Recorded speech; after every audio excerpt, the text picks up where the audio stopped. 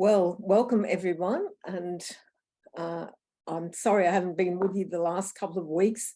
I've actually been away up in the far north Queensland and the Torres Strait, where, let me tell you, it is a lot warmer than it is here.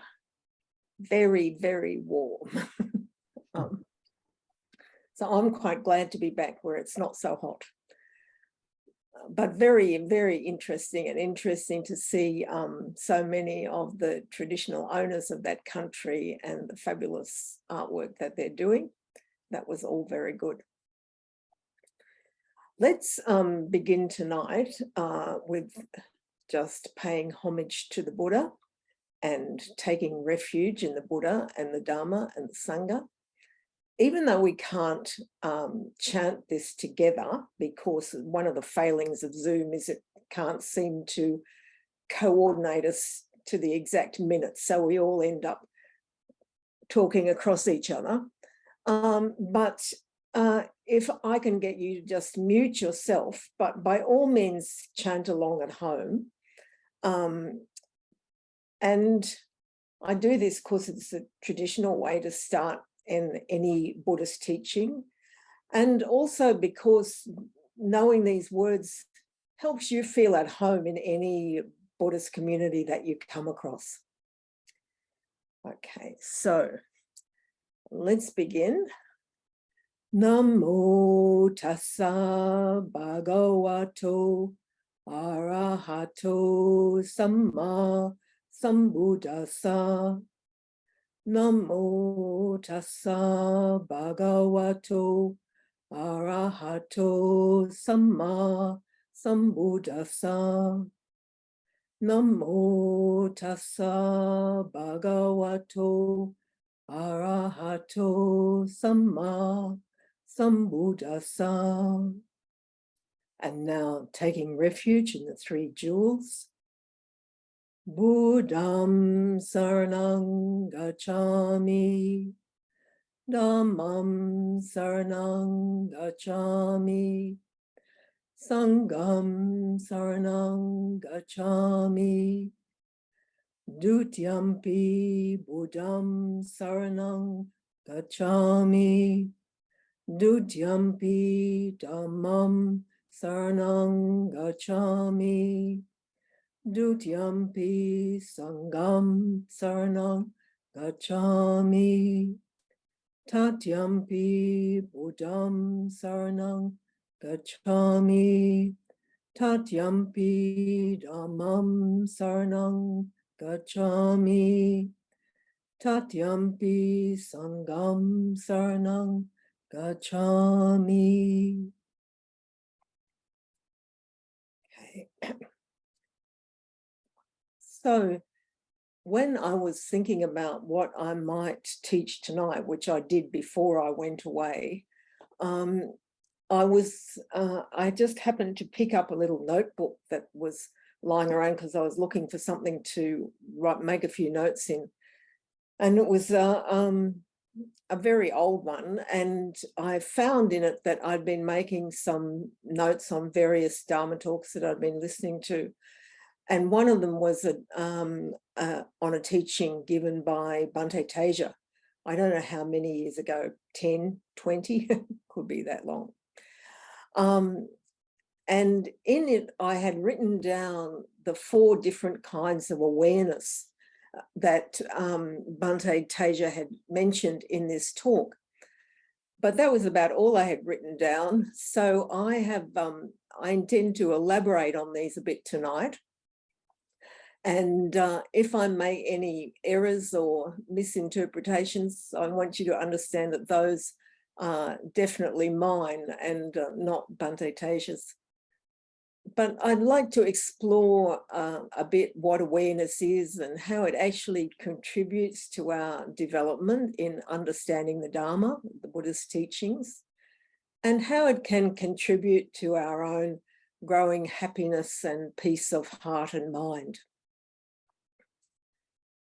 So just to be clear about our terms, the original Pali term is Sati, which is usually translated into English as awareness, and more recently as mindfulness. And sometimes it's also translated as to recollect or to bring to mind. Our lives are full of all kinds of things that we look at, but we don't, or we hear, but we don't really see or hear them, because when we look at them, our mind is elsewhere, thinking about other things. But just occasionally we look at them and we really see them, because in that moment we're aware or mindful. I'll give you an example.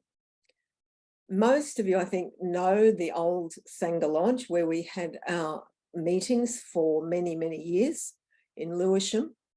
And we had on the walls there many beautiful Buddhist artworks, Tibetan tankas and paintings of the bodhisattvas.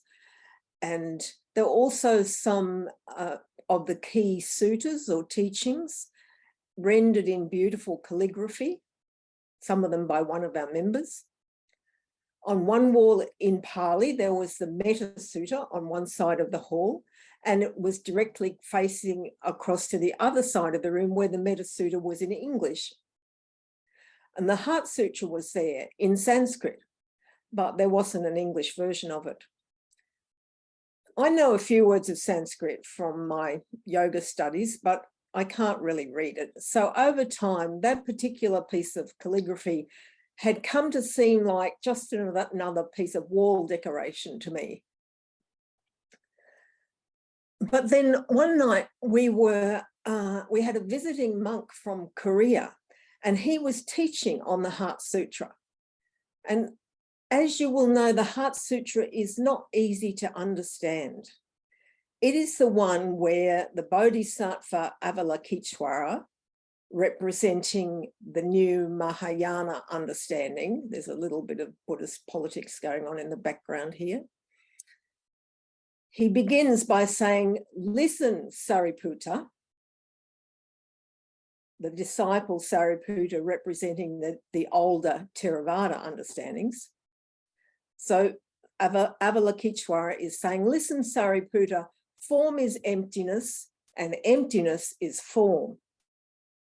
And it doesn't get any easier than that as it goes on. So our visiting Korean monk is doing his best to explain it to us, and some of us are questioning what he's telling us. And suddenly he walks over to the framed calligraphy and he points to a line in the middle and says, "Look, it says here." And I went, "Whoa, that's not a piece of wall decoration. That's the Heart Sutra." And if you can read Sanskrit, as he obviously could, it's an actual living, breathing, meaningful text that you can read. Well, that's a moment of sati, when something that has just been part of the background, part of the wallpaper, is brought right to the forefront of your attention. So let's think about these 4 different kinds of awareness that Bhante Teja spoke of. The first one is called simple awareness. And it simply means I'm present with what I'm doing. I'm aware of how the body is placed and how it's moving. I'm aware of the breath. You know, when you're practicing simple awareness, where you are in the breath cycle. You know whether you're breathing in, you know whether you're perhaps pausing with the lungs full, you know when you're breathing out, you know when you're pausing with the lungs empty. You know whether you're breathing long, slow, steady breaths, and you know when your breath has become short and shallow. It sounds pretty simple, and it is, but we don't do it very often. But if you meditate regularly with the breath, you become more aware of it, both within the meditation and within your daily activities.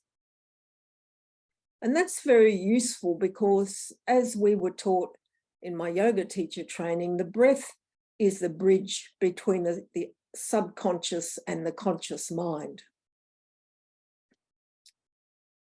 Now, up to about 1/3 of all people will experience a panic attack at some point in their lives. What happens in a panic attack is that the person's breathing has become so rapid and shallow through continued and prolonged stress that they can't establish the proper balance of oxygen and carbon dioxide in the blood. They sometimes experience severe chest pains, which can mimic a heart attack, and they may collapse. This happened to someone I know who was facing a lot of financial problems in his business over many months. He was trying to keep a lid on all the problems and appear confident so that both his family and his employees would not worry about how close the business might be to closing.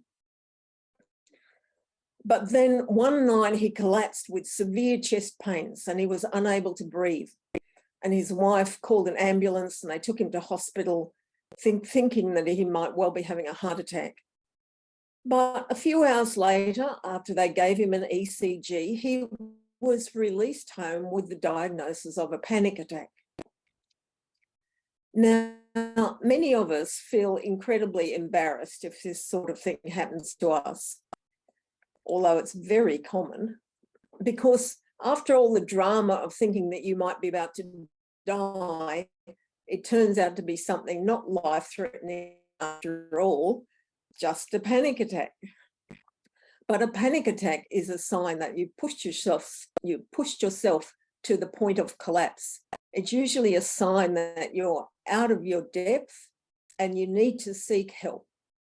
And that might be specialist technical help in trying to solve the problem, but it could also mean help in managing your anxiety and stress. And if you're thinking that you couldn't do that because it would be too embarrassing to admit that you're not really coping, then it's time to remind yourself that humans are communal animals. We do things in groups. As a species, we're successful because we look out for each other, because we can combine our different talents to get things done, because we can support each other when some people are feeling out of energy, don't know the way to go. As the Three Jewels reminds us, we can take refuge in community. Now, one of the great things about practicing simple awareness of the breath on a daily basis is that you may never get to the point of having a panic attack because you notice much sooner that your breath is short and shallow, your chest is tight, your mind is anxious and fearful. You have the chance to recognize in that half an hour a day or however long it is that you spend, that you're not traveling well, that you need help. And in my experience, those who are most likely to experience panic attacks are those who are pretending to themselves and others that nothing is wrong, that they are still in control.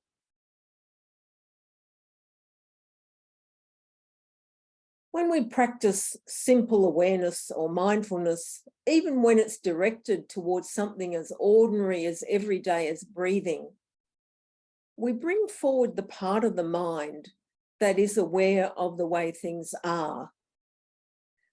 And at the same time, we let go and drop back the part of the mind that's stressed because things are not the way we want them to be. It's healthy to heighten our awareness of reality, and even healthier to take a break from wanting things to be different.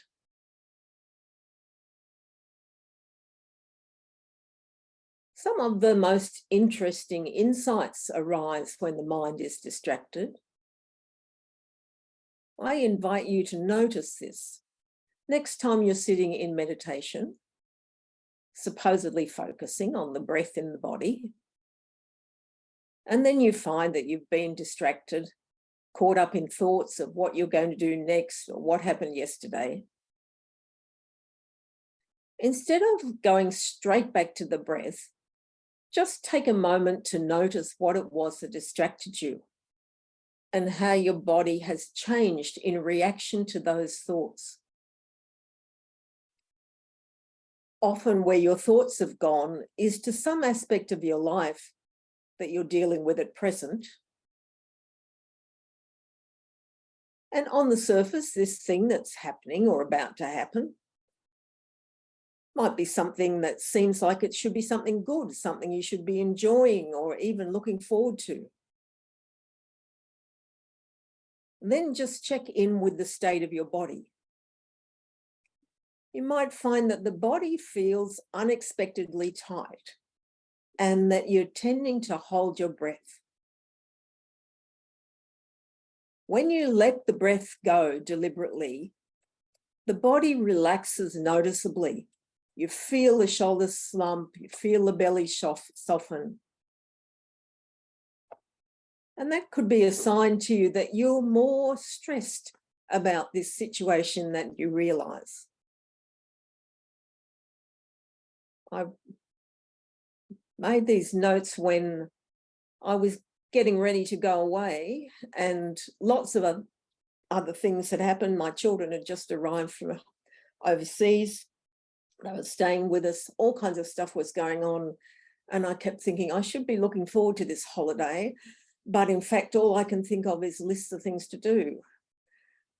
So sometimes even the things that, are there to bring us pleasure can be a source of stress. So if you find that your body feels unexpectedly tight and that perhaps you're holding your breath, and you find that when you deliberately let the breath go, you feel how the body relaxes, the shoulders slump, the belly softens. That's a sign to you that you're more stressed than you might realize. You don't have to fix it right now in the middle of your meditation. You just have to note what's happening. Set it aside, come back to look at it later, and then take yourself to that feeling of deep relaxation and peace that you've come to know through meditation.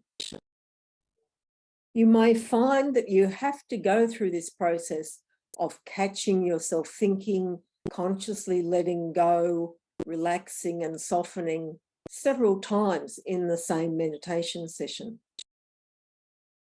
And when the meditation's over, you can ask yourself, what's going on here?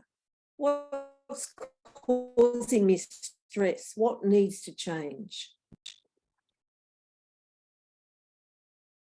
The second kind of sati or awareness is protective awareness. This is the awareness that alerts us that we might be going into a sticky situation and that we need to take extra care. It might be a potentially dangerous situation.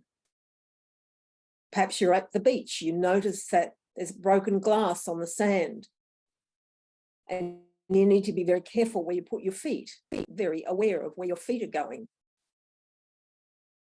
Or perhaps you recognize that you're dealing with someone who might fly off the handle very easily. So you better be careful of what you say and how you say it, lest you be misunderstood. Or a different kind of situation.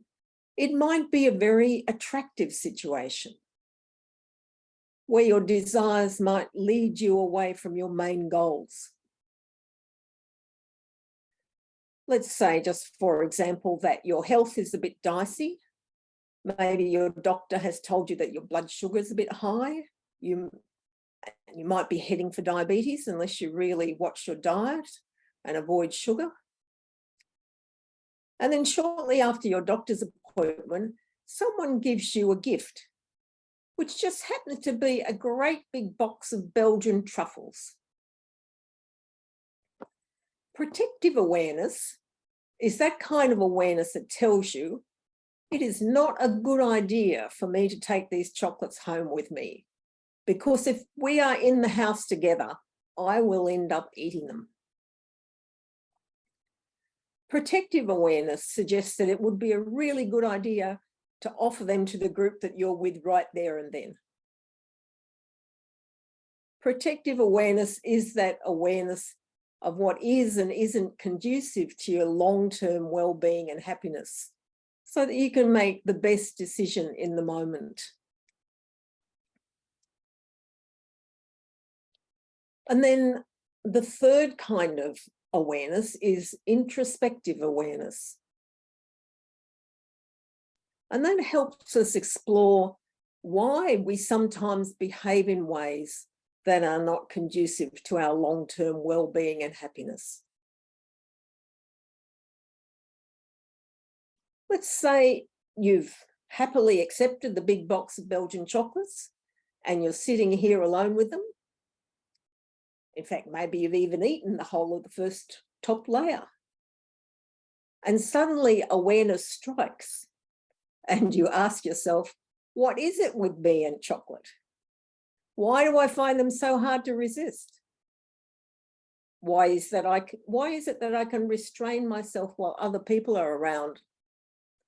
But as soon as I'm on my own, I have to eat them all. Is it the taste of chocolate that I want? How many chocolates do you actually need to get the taste? Maybe only one. Is it that while I'm binging on the chocolates, I'm not thinking about something that I don't want to think about? And what would that be? In this way, we can use awareness to shine a light on the things we don't want to know about ourselves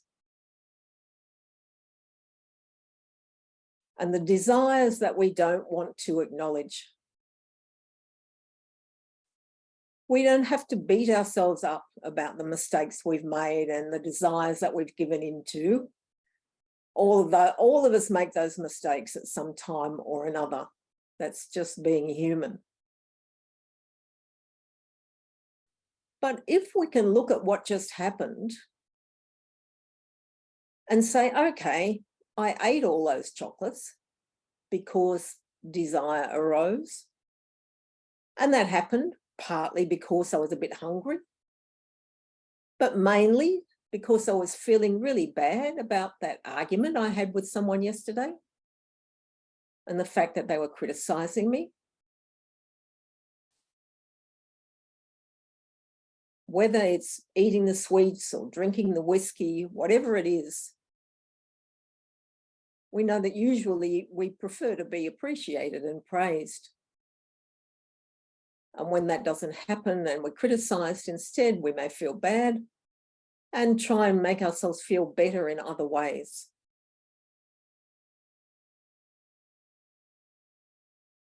So this can lead us back to protective awareness.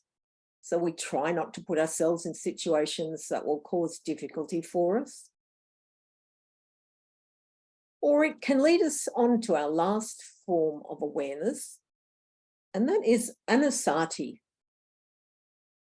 recollection of the Buddha, the Dharma, or the Sangha. Now, this is the classic meditation practice where we bring to mind the life experience of the Buddha, the difficulties he encountered, or where we remember the important teachings such as impermanence and the causes of suffering, and we apply them to our present situation. Or we might remember our teachers and Dharma friends and the advice they might have given. One of the most important things that we can remember about the Buddha is that he was a human being. That should be an immense encouragement to you, because you will never have the superpowers of a god.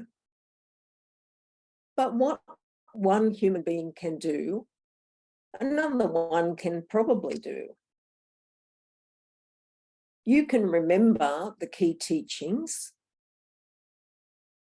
that it's natural for human life to include suffering,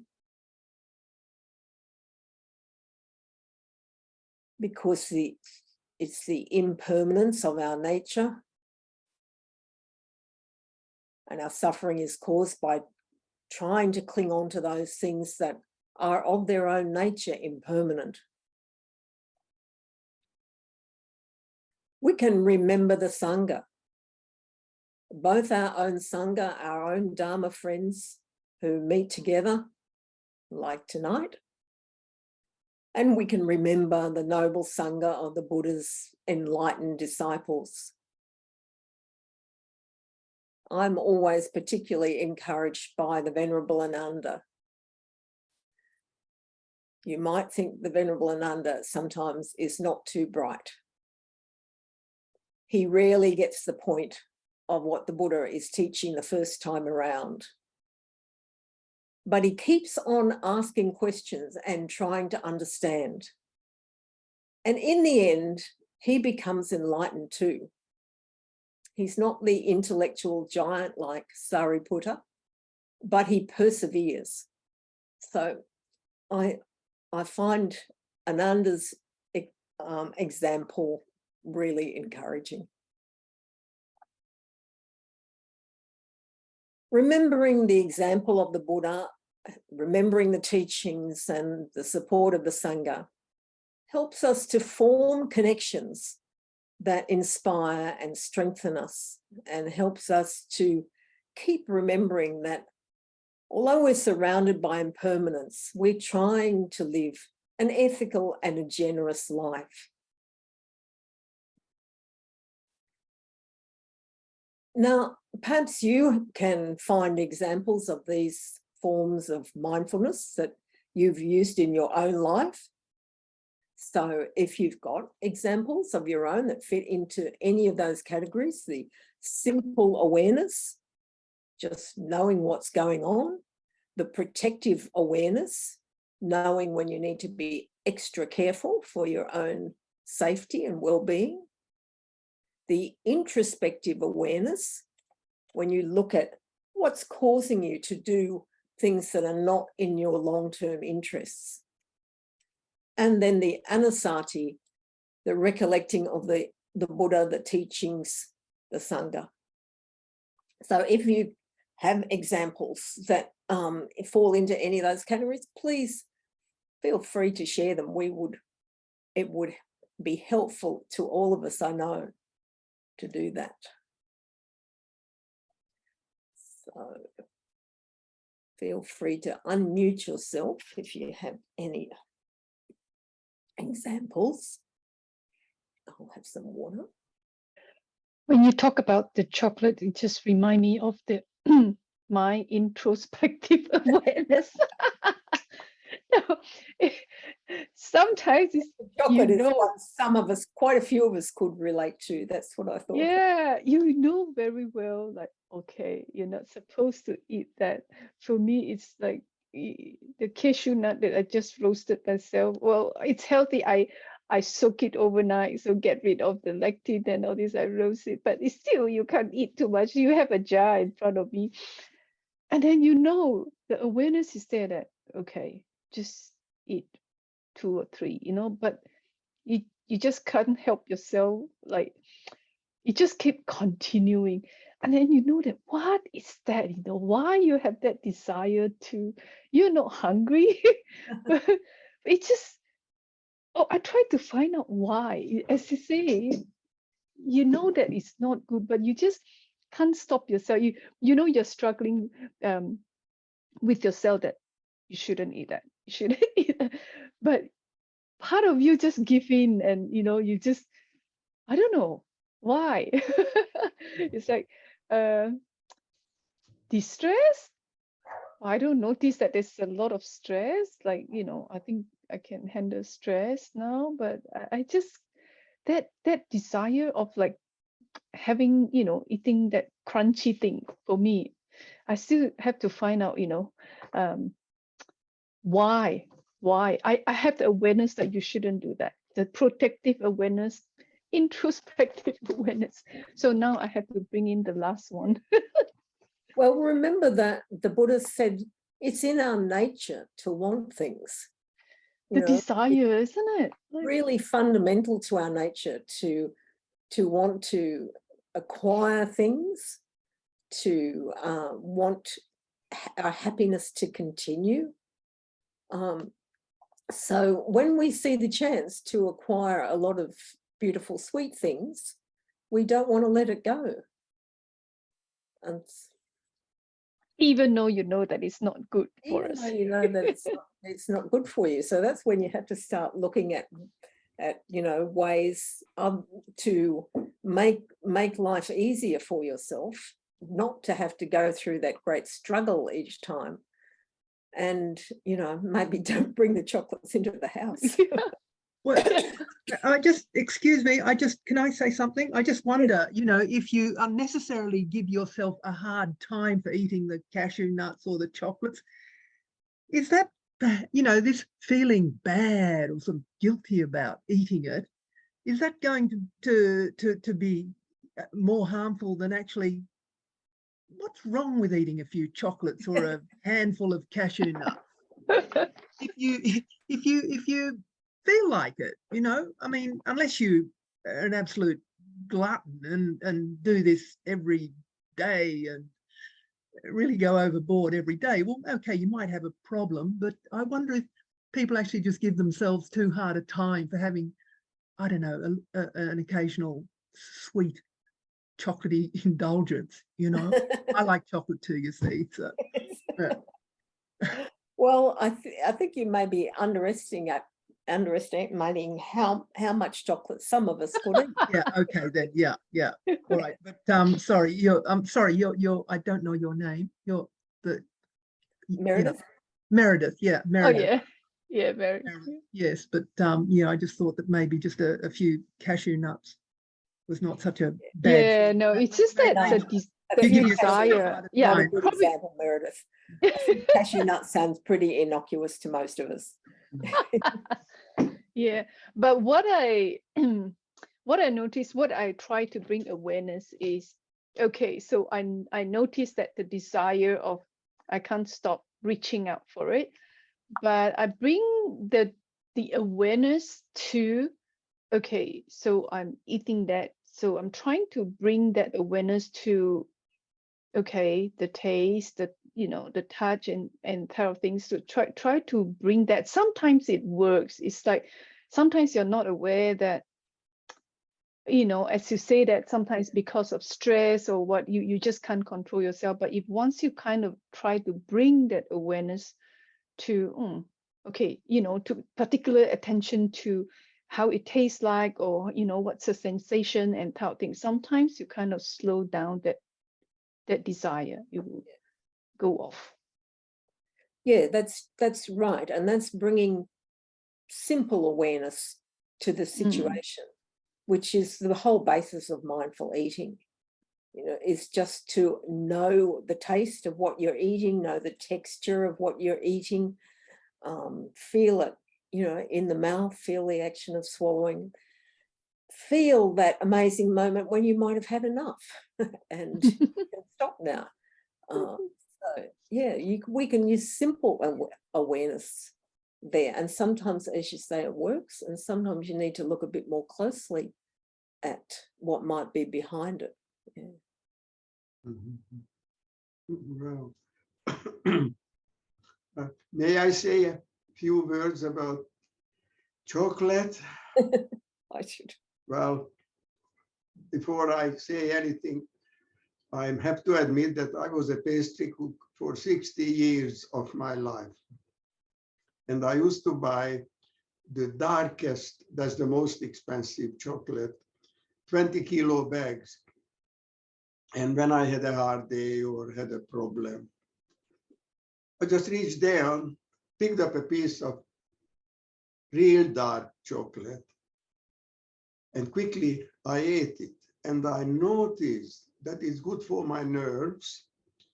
Somehow it cools me down, and it gives you fantastic energy also. When I had to work 10, 12 hours a day, Well, the mindfulness won't stop you from running from one table to the other and pick up something that is not really good for you.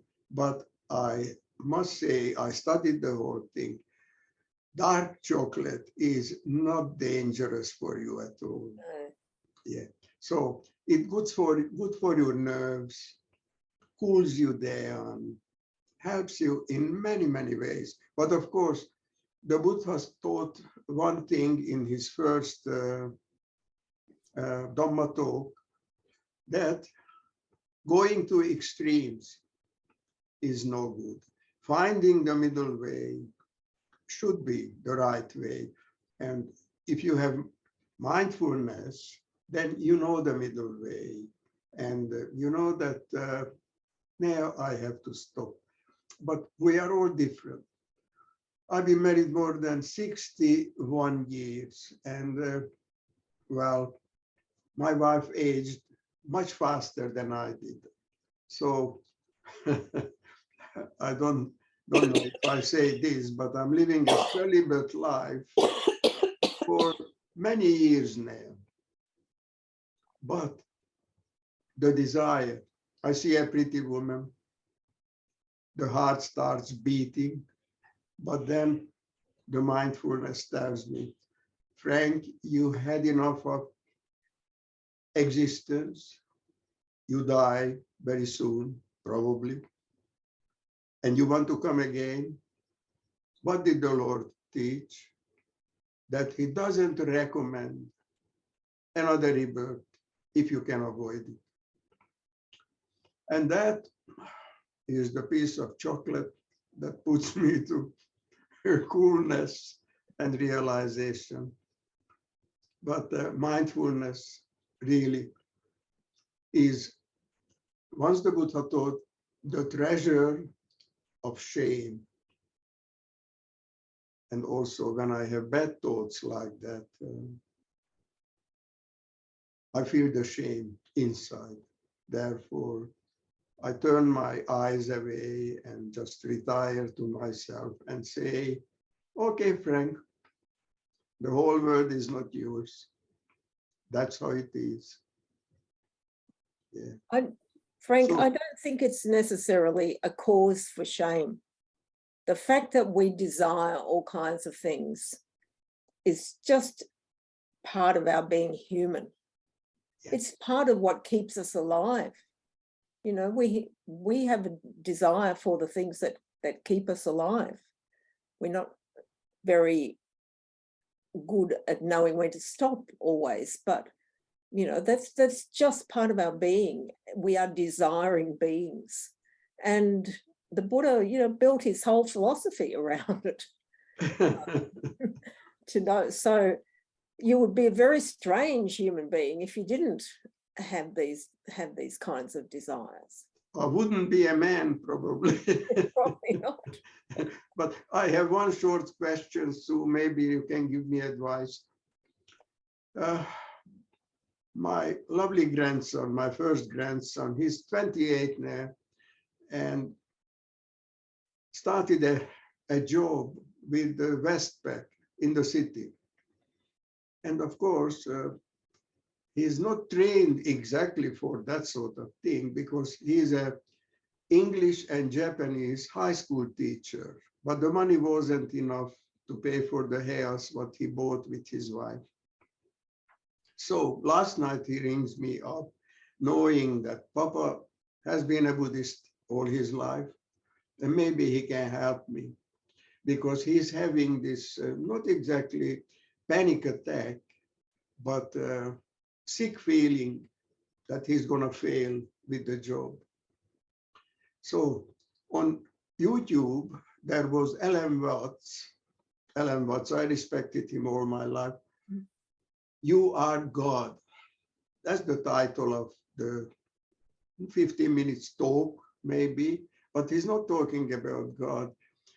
He's talking about when you have the thoughts, like panic attack, you want to control it. You must realize there's no controller.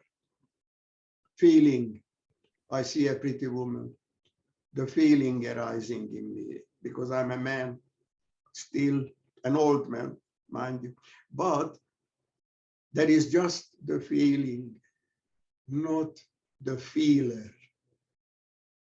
And I told him to watch this particular Ellen Watts instruction and then ring me back, because he lives North Sydney, Chatswood. I live close to the airport. So meeting is pretty difficult, especially when you have this COVID thing. Mm. So you think I done the right thing by pointing it to him that the panic attack is not for Brandon, my grandson, it's just arising. Yeah. If you can manage to do that, that is to step back a bit and say, this is stress arising, this is panic arising, this is why my breath is short, you know, and simply observe what's happening. That's a very powerful way to handle it. Yes. It does take some time to get that mindset, because as you said, most of us, when we undergo, it's a very, very unpleasant sensation having a panic attack. You know, it does feel like you're about to die. And so for most of us, their reaction is, you know, get me to a hospital. I have to do something about this. I have to get rid of it. And for us who've been practitioners for quite a long time, it may be possible for us to sit back and say, let me watch what's happening. Let me watch what feelings are coming up. Let me watch how the body is, how the breathing is going, you know, and let me see if this arises and passes away like most other things do. So it's a great way to handle it. And I hope that your grandson watches the Alan Watts video, because you have to start somewhere. Yes. That may introduce him to the idea that perhaps you can look at this without engaging with it. But he may also need some help. You know, it might be helpful to talk to a psychotherapist and just explore the way that he's feeling and the effect that that's having on his performance. Yeah. So it's, you know, it's very useful often to talk to someone who's trained to listen and who doesn't have a stake in the game. It's not their mortgage that's going to suffer if he loses his job. They can be quite impartial. So I've always found counsellors and psychotherapists to be really useful people. Yeah. And you may need both. You may need... Yeah. Thank you, Sue. He already saw psychotherapist, psychologist last year. But I told him, son, give up the computer, playing the games on the computer. Sit in the morning, watch the breathing, walk in your lounge, learn about yourself. And if he doesn't do that, I told him, even the psychotherapists have problems with their mind. You have to overcome this mind. So I'm hopeful that I can be a little help to him. And the thing is, he done university. I have absolutely no schooling, but I've been a Buddhist 60 years nearly. I had the best teachers in the world, starting from Mrs. Jackson, Malcolm Pierce, Aya Kema, Prakantipalo. So without education, I can teach him about himself and life. I'm just mentioning this because of the Dhamma is so beautiful and so cannot. And that's a very great gift that you can give to him. and probably something that he will always remember you for.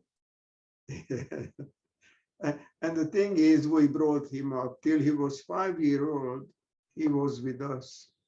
And he's always grateful for the natural of bringing with that smartphone and computer and all these things. Yeah. So thank you. So sorry I talked too much. Please, thank you, Frank. And I'm hoping you're getting better day by day. Thanks. Thank you. Yeah, Should thank you, Frank. practice now? Any more questions or comments? No, let us do a little practice. And I just wanted to say that it's very tempting at the moment. There's so much mindfulness stuff around, so many apps, you know, Headspace and Insight Timer and all the rest of them, that you can have your meditation thoroughly organized by other people, but it's really essential that if you may use some guided meditations from time to time in different circumstances, but it's also really important that you do some unguided practice where you can simply get to practice looking at what's going on with you and your body and your breath and your feelings that are coming up. Because that's the gift that meditation gives us, is the understanding of what's happening with you, and often the skills to know how to deal with it. So tonight we'll do some unguided practice. I still use Insight Timer every day, I have to say, because it's got a very nice timer on it. So I'm going to set the timer, but I've set it to be silent. And we will sit for 25 minutes or so. And you can simply notice what's going on with you, what your breath is like, what your seated posture is like, how the body is responding, and what the mind is doing with 25 minutes of silence. So please make yourself comfortable.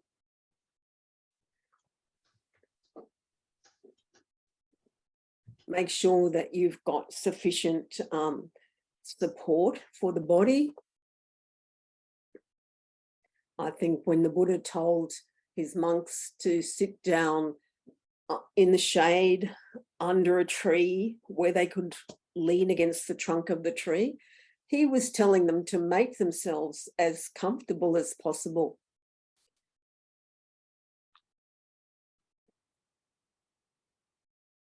Allow the eyes to close. Feel that you're sitting upright with your shoulders in line above your hips. Let the shoulders relax a bit more. Take a couple of slow, deep breaths and let the breath go.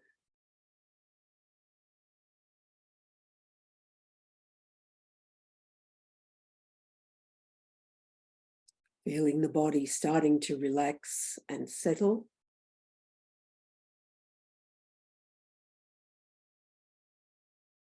And we're just going to begin by setting an intention for ourselves.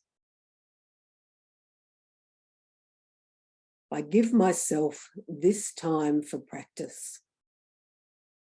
May it benefit me, and may those benefits flow to all of the beings that I come in contact with. May I come to know complete freedom of heart and mind.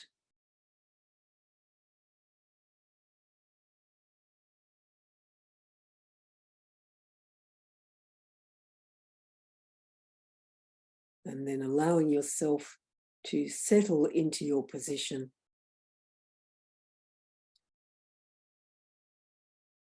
Choosing where you will focus on the breath, whether that is at the nostrils or in the belly, watching the rise and fall of the belly.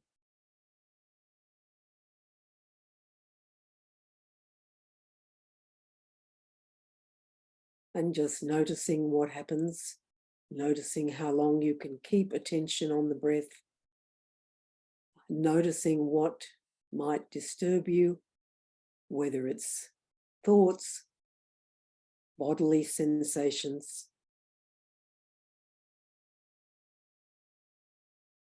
or feelings.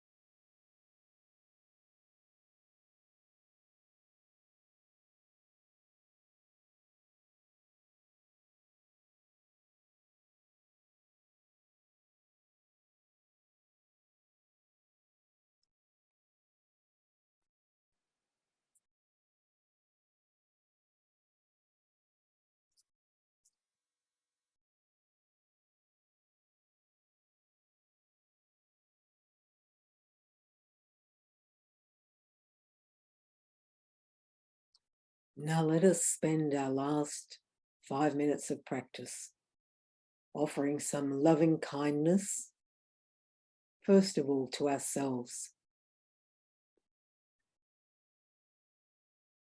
As I try to practice the things that I've learned, may I be well, may I be happy, may I be free from all physical and mental suffering. May I be open and light-hearted. May I live peacefully and at ease.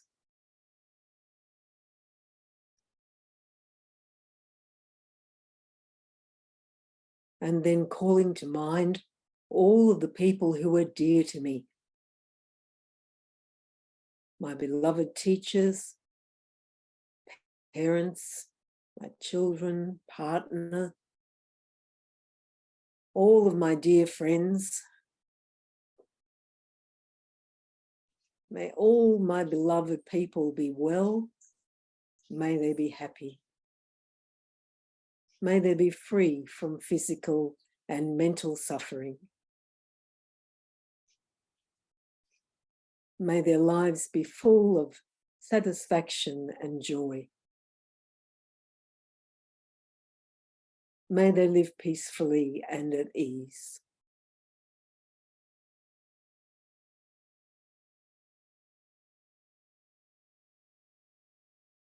Calling to mind all of the difficult people in your life, the ones who you get frustrated with, the ones who make you angry sometimes. There may be some overlap with the dearly beloveds. But for all of these people who are difficult, who cause me pain, may all of you be well. May you be happy. May you be free from physical and mental suffering.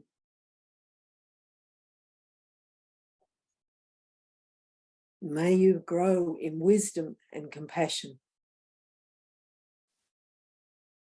May you live peacefully and at ease.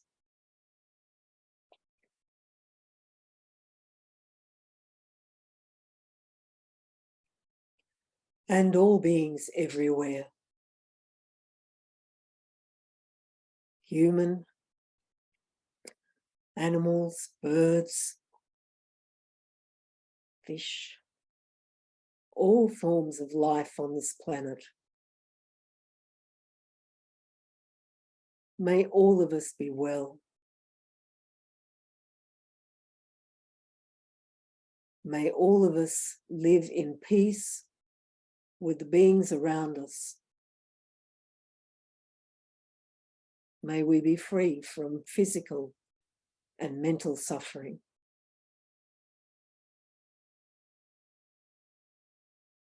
May all beings have what they need: food, shelter, companionship.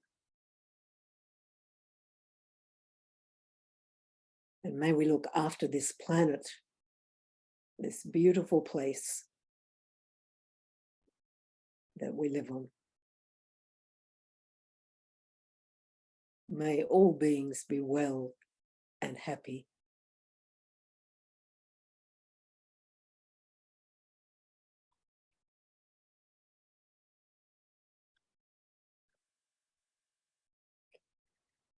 And then bring your awareness back into the room. Let your eyes open.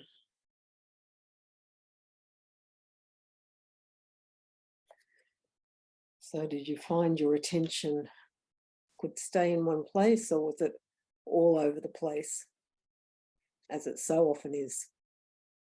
Thank you, everyone. I think I'll hand over to Bronwyn and Meredith now. Thank you very much, Sue, for your teaching this evening. My pleasure. Especially, you know, as you've just come back from holidays and you're probably really shattered, but yeah, it was really great to have those forms of awareness or sati outlined, actually. Yeah, quite very valuable. So thank you. Thank you, Sue. Thank you. Thanks for being here.